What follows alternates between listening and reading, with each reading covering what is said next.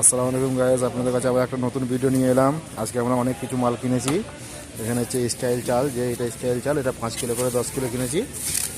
তারপরে কলা আছে, তারপরে আলু আছে 10 কিলো, ঠিক আছে। স্টাইল চাল দুটো আছে 5 কিলো করে 10 কিলো, পেঁয়াজ 5 কিলো মতন আছে, হ্যাঁ। তারপরে হচ্ছে এটা হচ্ছে আমরা কচকচি বলে, এটা গিজার, এটা নিয়েছি আমরা দুটো।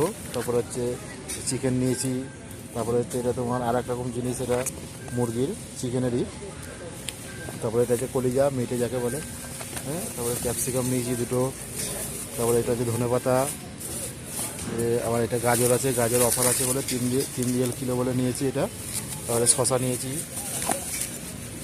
আজকে অনেক কিছু বাজার হয়ে গেছে।